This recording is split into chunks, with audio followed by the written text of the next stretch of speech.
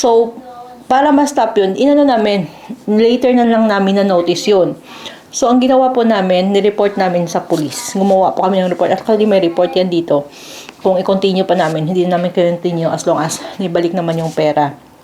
The access is from outside Portugal, actually. So, yun. And, so to say, nangyayari yun, at marami talaga nangyayari. After nung nai-report namin sa police, nag-give feedback sila sa amin. Sinabi nila, it increases to 100% daw yung scammers.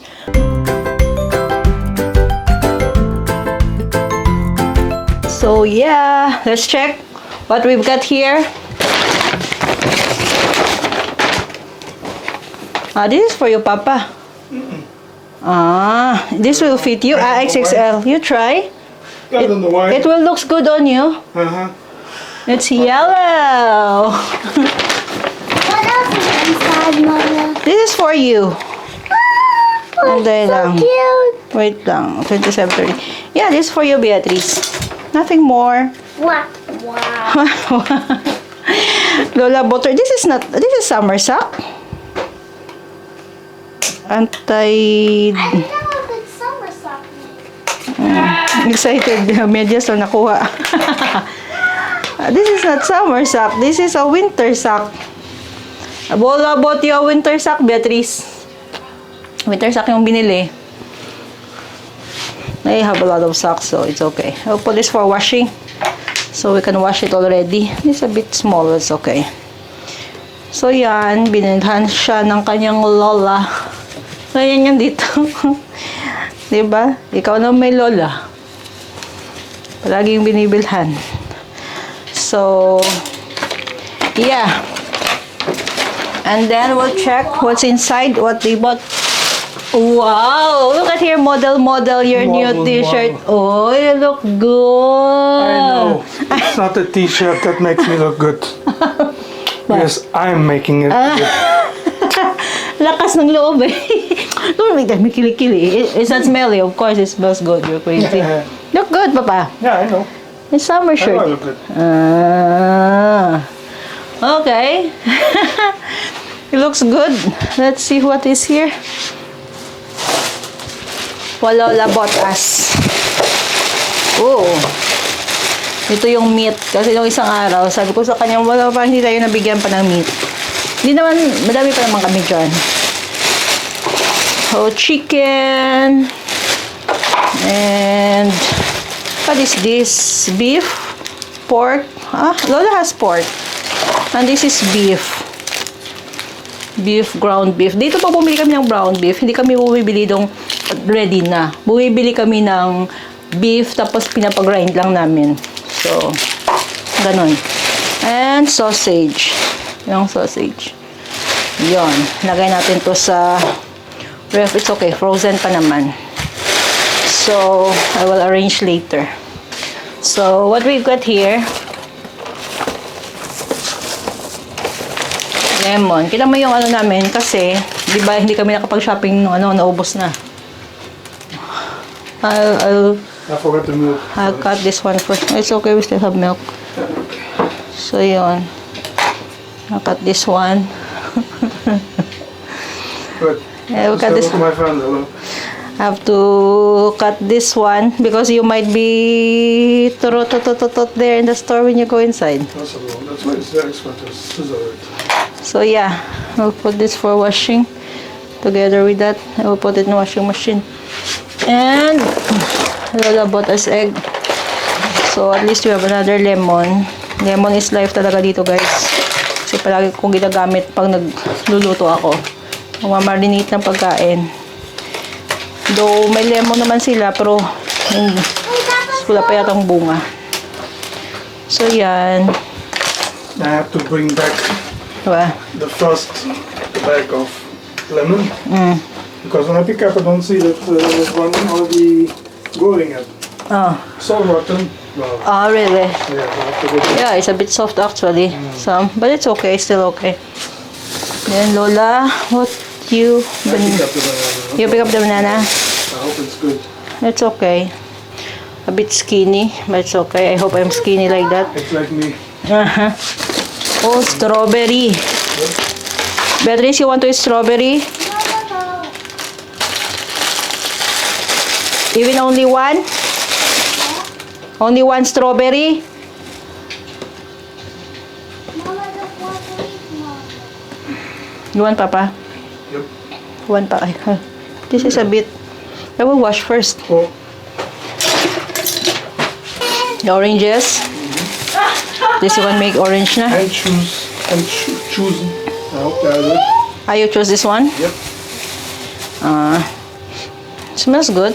Yeah. That smells really good. The good thing of this is they have a lot of juice. Yeah.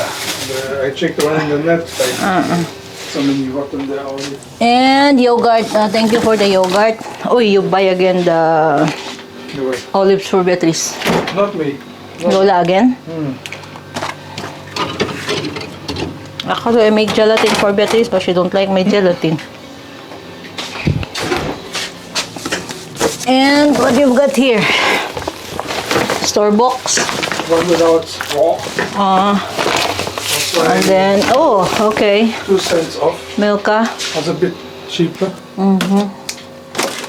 We need it all month. And tuna as usual. Yes. More tuna. And should cut.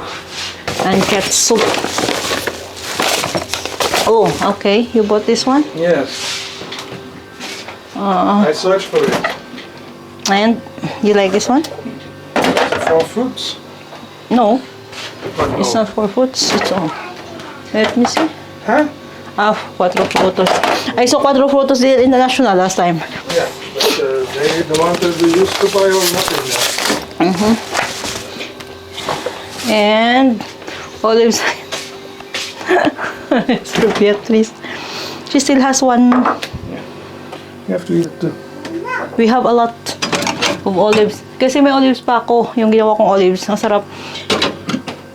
And since we don't have food, I don't cook too. Let's go buy. That's why I'm calling you. Because I'm asking if I need... Beatrice, can you change your clothes? We will go out buy food. There in the national. Yes. Let's go to, Not national. You. okay. Ah, you want BK? Ah, you don't want food, normal food? That's normal food. They're in the restaurant. I know. He's tired. Okay, I will only change pants. And... Ah, okay. So we can buy something. Akala ko kasi he will buy pizza as he used to. Nah, not really. He don't like pizza. Sa McDonald's, MCD. Yeah, the national. Oo. Yeah, stop doing it. It's trying- Tama na, Beatrice. Akala ko kasi bumili siya ng pagkain. Hindi pala. Hindi naman ako nakaliw ako because when I was cleaning up, I'm hanging up clothes. I thought that the time passed by so fast and it's already 12. So we have to go. So,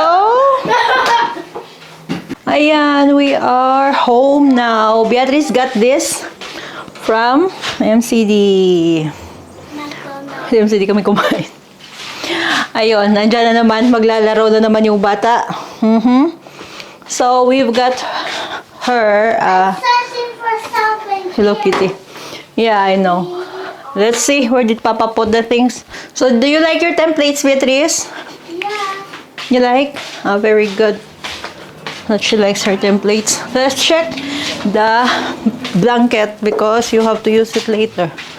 Oh, see, I told you. Ano na siya? Dry. So I will wash the other clothes. I can hang it also. This will be the next assignment of Beatrice is to memorize this. Yan. Table of elements. Kasi importante ito sa buhay. Importante sa buhay. Yan. And we bought her some kasi gusto niya magkaroon nito ng mga trees, how do you call the templates. Gusto sana niya yung may mga animals, wala namang available doon sa bookstore na yun. So yan, ito lang binili namin sa kanya. Alphabet. Yan. Na templates. So she got it on this one. So at least and put it here, she can memorize this until she grow up, until she will be in college. Kasi sa amin, sa mechanical engineering, we all have chemistry. So, yan. I will encourage her to memorize this. Let's check. Baka may ano tayo dito.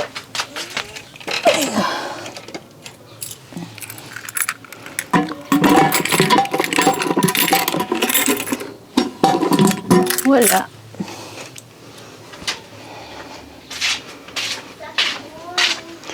Check tayo ng ating mailbox. May kwento ko, may kwento sana ako, nakalimutan ko about doon sa scamming. Meron din akong ikwento sa inyo na grabe, nawalan kami ng kwentuhan ko muna kayo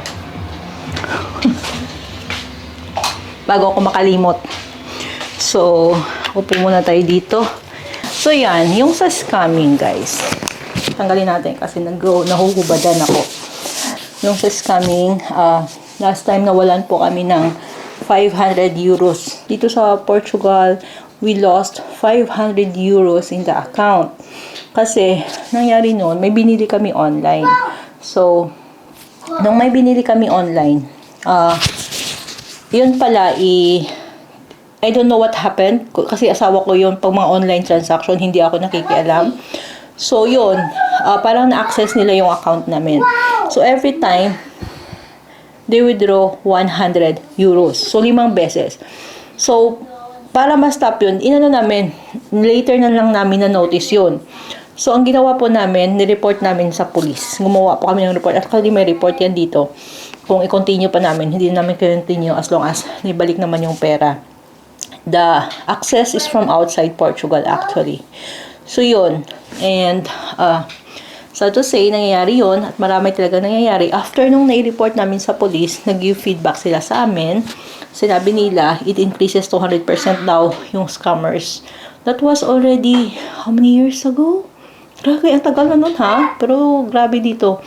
Tapos yun, yung kwento sa scamming, basta 100, 100, 100, 100. Tapos ni-report namin. Kaya medyo yung bank namin strict na sa mga online transaction. So instead na mayroong silang restrictions at may ginawa silang countermeasure which is really, really good na safe yung transaction mo online. So, yun. Yung bagong bangko namin, kasi yung previous bank namin, forget about it. But our new bank now is very good. They are really good when it comes to customer service. Basta, ang ganda ng service nila dito. Sa city namin, sa Cubasa. So, yun. Ganyan yung nangyari. Nawalan kami ng 500 euros. Naibalik sa amin. I don't know how. Madali lang naman kasi ang police, we signed na pwede lang ma-access yung mga ganito, ganyan. So, yun. Na-report namin. Ni-report talaga namin yun. Dahil doon, naging active na sila when it comes to that. Dito talaga, I appreciate ng mga police kasi gumagawa talaga sila ng, they're doing their job. Oo. Kahit dati pa, when we arrive here, bago pa lang kami, they are really doing their job. Oo. Kahit sa street, kahit sa ano. So, salute sa mga police dito sa Portugal. They are really doing well. So, anyway, they're helpful as well. Basta, they're helpful. So, yun. And then, another scam din nangyari sa amin nung dati. Kasi, nung electricity namin is mataas. Tapos, we want to transfer to other provider. Ang nangyari doon, they are taking advantage. Ewan ko, may access yata sila. They are taking advantage of the, ng asawa ko. Yung situation ng asawa ko. Alam mo ba, kinausap niya yung asawa ko doon sa bahay ng family niya, hindi dito sa bahay. Na dito naman namin kailangan yung electricity na yun. I don't know why like that, pero doon nila kausap. Kasi alam naman nila, pag akong kausap nila, they will undergo under investigation before they can let me in sa ganyan. So, yun. Alam niyo bang nangyari? Na-scam mo din kami. That company says that they already transferred this and that. Tapos, alam mo ba yung binayaran namin? Normally, dati, yung binayaran namin is 72 to 96 euros, ganun. Alam mo ba nang dahil sa company na yun, fake company, nabayaran namin is 145 euros 1 month. And that was the month of February. Kasi normally, mataas naman talaga, 96 euros. Acceptable yon. Kasi ng time na yon is December. That was 2 years ago. December. So, pag December, may mga Christmas lights. So, it's okay. Para acceptable. Pero pagdating ng February, I know that it will be lowered. Kasi nga, February, we're using fireplace naman. Hindi naman electricity. Tapos, yung heater namin. Tapos, nung time na yun, January, February, binayaran namin.